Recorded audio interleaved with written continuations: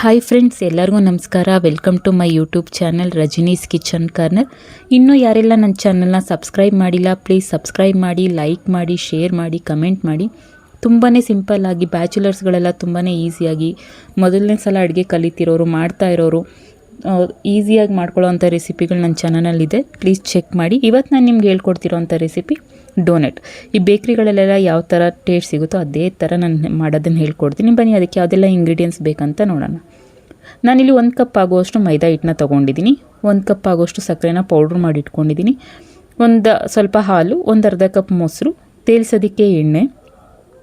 ಆಮೇಲೆ ನಾನಿಲ್ಲಿ 1/4 table spoon ಆಗುವಷ್ಟು ಬೇಕಿಂಗ್ ಸೋಡಾ, ಅರ್ಧ ಟೇಬಲ್ ಸ್ಪೂನ್ ಆಗುವಷ್ಟು ಬೇಕಿಂಗ್ ಪೌಡರು, ಸ್ವಲ್ಪ ಬೆಣ್ಣೆ ಇಟ್ಕೊಂಡಿದ್ದೀನಿ. ನಾನಿಲ್ಲಿ ಚಾಕ್ಲೇಟ್ ಸಿರಪ್ನ ಇಟ್ಕೊಂಡಿದ್ದೀನಿ ಮತ್ತು ಸ್ಪ್ರಿಂಕಲ್ಸ್ನ ಇಟ್ಕೊಂಡಿದ್ದೀನಿ. ಇಷ್ಟು ಇಂಗ್ರೀಡಿಯೆಂಟ್ಸು. ಮೈದಾ ಯಾವಾಗಲಾದರೂ ಒಂದು ಸಲ ಮಾಡ್ಕೊಂಡು ತಿನ್ನೋದಲ್ವ, ಮೈದಾ ಯೂಸ್ ಮಾಡ್ಬೋದು. ನಿಮಗೆ ಬೇಡ ಅಂದರೆ ಗೋಧಿ ಹಿಟ್ಟಲ್ಲೂ ಮಾಡ್ಕೋಬೋದು.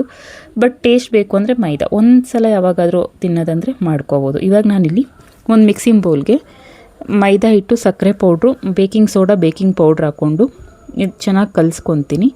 ಇವಾಗ ನಾನು ಇದಕ್ಕೆ ಅರ್ಧ ಕಪ್ ಆಗುವಷ್ಟು ಮೊಸರನ್ನ ಹಾಕ್ಕೊತೀನಿ. ಜಾಸ್ತಿ ಹಾಕ್ಕೊಳ್ಳೋದು ಬೇಡ, ಮೊಸರನ್ನ ಹಾಕ್ಕೊಳ್ಳೋಣ. ಮೊಸರು ಮತ್ತು ಹಾಲಲ್ಲೇ ಇದನ್ನು ಕಲಿಸ್ಕೋಬೇಕು ನಾವು. ಮತ್ತು ನೀರೆಲ್ಲ ಏನೋ ಆ್ಯಡ್ ಮಾಡ್ಕೋಬಾರ್ದು. ಇವಾಗ ಇದಕ್ಕೆ 2-3 ಟೇಬಲ್ ಸ್ಪೂನ್ ಆಗುವಷ್ಟು ಹಾಲು ಹಾಕ್ಕೊಂಡು, ಇವಾಗ ನಾವು ನಾರ್ಮಲಾಗಿ ಚಪಾತಿ ಹಿಟ್ಟಿಗೆಲ್ಲ ಕಲಿಸ್ತೀವಲ್ಲ ಆ ಥರ ಕಲಿಸ್ಕೋಬೇಕು. ಟೇಸ್ಟ್ ನಾನು ಯಾವ ಮೆಜರ್ಮೆಂಟಲ್ಲಿ ತೊಗೊಂಡಿದ್ದೀನೋ ಅದೇ ಮೆಜರ್ಮೆಂಟಲ್ಲಿ ನೀವು ಹಾಕ್ಕೊಳ್ಳಿ.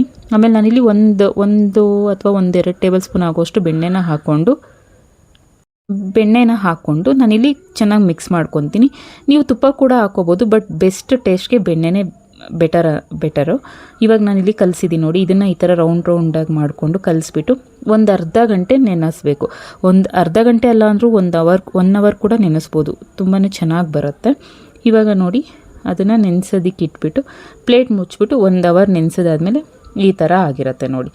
ಎಷ್ಟು ಒಂದು ಸ್ವಲ್ಪ ಉಬ್ಬಿರುತ್ತೆ, ಅದು ನಾರ್ಮಲ್ಗಿಂತ ಒಂದು ಸ್ವಲ್ಪ ಉಬ್ಬಿರುತ್ತೆ. ಇವಾಗ ಇದನ್ನು ಮೈದಾ ಹಿಟ್ಟು ಹಾಕ್ಕೊಂಡು ನಾನು ಲಟ್ಟಿಸ್ಕೊತೀನಿ. ಎಷ್ಟು ಇರಬೇಕಂದ್ರೆ ನಮ್ಮದು ಬೆರಳ್ದು ಸೈಜ್ ಇರುತ್ತಲ್ಲ ಅಷ್ಟು ದಪ್ಪ ಇರಬೇಕು. ಸ್ವಲ್ಪ ದಪ್ಪ ಇರಬೇಕು, ಯಾಕಂದರೆ ಎಣ್ಣೆಗೆ ಹಾಕಿದ್ಮೇಲೆ ಸ್ವಲ್ಪ ಊದ್ಕೊಳ್ಳುತ್ತೆ. ತುಂಬ ದಪ್ಪನೂ ಬೇಡ. ತುಂಬ ದಪ್ಪ ಹಾಕ್ಬಿಟ್ರೆ ಬೇಯೋದು ಕಷ್ಟ ಆಗುತ್ತೆ. ಆಮೇಲೆ ಡೋನೆಟ್ಟು ತುಂಬ ದಪ್ಪ ಬಂದುಬಿಡುತ್ತೆ ನೋಡಿ. ಇವಾಗ ನಾನು ಇಲ್ಲಿ ತೋರಿಸ್ತಾ ಇದ್ದೀನಿ ನೋಡಿ, ನನ್ನ ಬೆರಳು ಯಾವ ದಪ್ಪ ಇದೆಯೋ ಆ ದಪ್ಪದಲ್ಲಿ ಇದಿರಬೇಕು. ಇಷ್ಟು ಲಟ್ಟಿಸ್ಕೊಂಡ್ರೆ ಸಾಕು. ಇವಾಗ ಇಷ್ಟು ಲಟ್ಟಿಸ್ಕೊಂಡ್ಮೇಲೆ ಇದನ್ನು ನಾನು ಒಂದು ಗ್ಲಾಸ್ ತೊಗೊಂಡು ಅದನ್ನು ರೌಂಡ್ ಶೇಪಲ್ಲಿ ಕಟ್ ಮಾಡ್ಕೊತೀನಿ. ಡೋನಟ್ ಕಟರ್ ಎಲ್ಲ ಬರುತ್ತೆ, ಬಟ್ ನಾನು ನಿಮಗೆ ಮನೆಯಲ್ಲಿ ಈಸಿ ಆಗಲಿ ಮನೆಯಲ್ಲಿರೋ ಅದರಲ್ಲೇ ಹೇಗೆ ಮಾಡ್ಕೊಳ್ಳೋದು ಅಂತ ತೋರಿಸ್ತಾ ಇದ್ದೀನಿ. ಇವಾಗ ಈ ಥರ ಎಲ್ಲ ರೌಂಡ್ ಶೇಪಲ್ಲಿ ಕಟ್ ಮಾಡ್ಕೊಂಬಿಟ್ಟು ಒಂದು ಚಿಕ್ಕ ಡಬ್ಬಿ, ಅದಕ್ಕಿಂತ ಸ್ವಲ್ಪ ಚಿಕ್ಕ ಡಬ್ಬಿ ಅಂದರೆ ಇವಾಗ ಯಾವ್ದಾದ್ರು ಬಾಟಲ್ಗಳದಿರುತ್ತಲ್ಲ ಅದರಲ್ಲಿ ಮಧ್ಯದಲ್ಲಿ ಕಟ್ ಮಾಡ್ಕೋಬೇಕು. ಈ ಥರ ಮಾಡ್ಕೊಂಡಾಗ ನಿಮ್ಗೆ ಒಳ್ಳೆ ಡೋನಟ್ ಶೇಪ್ ಬರುತ್ತೆ. ಈ ಥರ ಮಾಡಿಕೊಂಡು ಎಣ್ಣೆ ಕಾಯೋದಕ್ಕೆ ಇಟ್ಕೊಂಡು ನಾನು ಆಲ್ರೆಡಿ ಇಟ್ಕೊಂಡಿದ್ದೀನಿ. ಎಣ್ಣೆ ಕಾದಿದೆ, ಅದಕ್ಕೆ ಹಾಕ್ಕೊಂಬಿಟ್ಟು ಲೋ ಫ್ಲೇಮಲ್ಲೇ ಬೇಯಿಸ್ಕೋಬೇಕು. ಯಾಕಂದರೆ ಒಳಗೆಲ್ಲ ಬೇಯಬೇಕಲ್ವ ಮೈದಾ ಹಿಟ್ಟು. ಸೊ ಲೋ ಫ್ಲೇಮಲ್ಲೇ ಬೇಯಿಸ್ಕೋಬೇಕು ಅದನ್ನು ಚೆನ್ನಾಗಿ. ಹೈ ಫ್ಲೇಮಲ್ಲಿ ಇಟ್ಟರೆ ಬೇಗ ಬೆಂದೋಗ್ಬಿಡುತ್ತೆ, ಬೇಗ ಕಲರ್ ಬಂದುಬಿಡುತ್ತೆ, ಒಳಗಡೆ ಎಲ್ಲ ಬೆಂದಿರೋದಿಲ್ಲ. ಅದಕ್ಕೆ ಇದನ್ನು ಲೋ ಫ್ಲೇಮಲ್ಲೇ ಬೇಯಿಸ್ಕೋಬೇಕು. ಅದು ನೀಟಾಗಿ ಅದೆಲ್ಲ ಬ್ರೌನಿಷ್ ಬರೋವರೆಗೂ ಬೇಯಿಸ್ಕೊಳ್ಳಿ. ಜಾಸ್ತಿ ಕಪ್ ಮಾಡ್ಕೊಳ್ಳೋಕೆ ಹೋಗಬೇಡಿ, ಆವಾಗ ಟೇಸ್ಟ್ ಚೆನ್ನಾಗಿರೋದಿಲ್ಲ. ಬ್ರೌನ್ ಕಲರ್, ಗೋಲ್ಡನ್ ಕಲರ್ ಆಗೋವರೆಗೂ ಇದನ್ನು ಫ್ರೈ ಮಾಡ್ಕೋಬೇಕು. ನೋಡಿ ಇವಾಗ ಇಷ್ಟ ಆಗ್ತಾಯಿದೆ ನೋಡಿ. ಇವಾಗ ಇದು ರೆಡಿಯಾಗಿದೆ. ನಾನಿಲ್ಲಿ ಚಿಕ್ಕದು ಮಾಡ್ಕೊಂಡಿದ್ದೀನಿ. ನಿಮಗೆ ಯಾವ ಸೈಜ್ ಬೇಕೋ ಆ ಸೈಜಲ್ಲಿ ನೀವು ಮಾಡ್ಕೊಳ್ಳಿ. ನನಗೆ ಈ ಸೈಜಲ್ಲಿ ಮಕ್ಕಳಿಗೆ ಚಿಕ್ಕ ಮಕ್ಕಳಿಗೆಲ್ಲ ಕೊಡೋಕ್ಕೆ ಈಸಿ ಆಗುತ್ತೆ ಅಂತ ನಾನು ಈ ಸೈಜಲ್ಲಿ ಮಾಡ್ಕೊಂಡಿದ್ದೀನಿ. ಇವಾಗ ಇಲ್ಲಿ ಚಾಕ್ಲೇಟ್ ಸಿರಪ್ನ ಡಿಪ್ ಮಾಡಿಕೊಂಡು ಅದಕ್ಕೆ ಸ್ಪ್ರಿಂಕಲ್ಸ್ನ ಹಾಕ್ಕೊತಾ ಇದ್ದೀನಿ. ನೀವು ಚಾಕ್ಲೇಟ್ ಸಿರಪ್ ಬೇಡ ಅಂದರೆ ಡೈರಿ ಮಿಲ್ಕ್ ಚಾಕ್ಲೇಟ್ ಬರುತ್ತಲ್ಲ ಅದನ್ನು ಡಬಲ್ ಬಾಯ್ಲ್ ಮಾಡಿಕೊಂಡು ಹಾಕ್ಕೋಬೋದು. ಸ್ವಲ್ಪ ನಾನಿಲ್ಲಿ ಅದಕ್ಕೆ ಕಂಡೆನ್ಸ್ಡ್ ಮಿಲ್ಕ್ ಇತ್ತು, ಅದನ್ನು ಹಾಕ್ಕೊಂಡು ನಾನು ಸ್ವಲ್ಪ ಡೆಕೋರೇಟ್ ಮಾಡ್ಕೊತಾ ಇದ್ದೀನಿ. ಸ್ಪ್ರಿಂಕಲ್ಸ್ ನೀವು ಬೇಕಂದರೆ ಹಾಕ್ಕೊಳ್ಳಿ, ಇಲ್ಲಾಂದರೆ ಹಂಗೆ ಕೂಡ ತಿನ್ಬೋದು. ನಿಮಗೆ ಚಾಕ್ಲೇಟ್ ಸಿರಪ್ಪಲ್ಲೂ ಬೇರೆ ಫ್ಲೇವರ್ಗಳಿರುತ್ತೆ, ಅದನ್ನು ಕೂಡ ಹಾಕ್ಕೋಬೋದು. ನೋಡಿ ಎಷ್ಟು ಚೆನ್ನಾಗಿ ಕಾಣಿಸ್ತಾ ಇದೆ. ಮಕ್ಳಿಗೆ ತುಂಬಾ ಚೆನ್ನಾಗಿರುತ್ತೆ.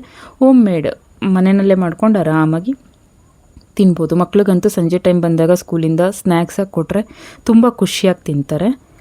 ನೋಡಿ ನಾನು ಇವಾಗ ನಿಮಗೆ ಕಟ್ ಮಾಡಿ ತೋರಿಸ್ತೀನಿ. ನೋಡಿ ಎಷ್ಟು ಚೆನ್ನಾಗಿ ಬಂದಿದೆ. ಟೇಸ್ಟ್ ಕೂಡ ತುಂಬಾ ಚೆನ್ನಾಗಿರುತ್ತೆ. ಎಲ್ಲರೂ ಮನೆಯಲ್ಲಿ ಟ್ರೈ ಮಾಡಿ ಹೇಗಿತ್ತು ಅಂತ ಕಮೆಂಟ್ ಮಾಡಿ.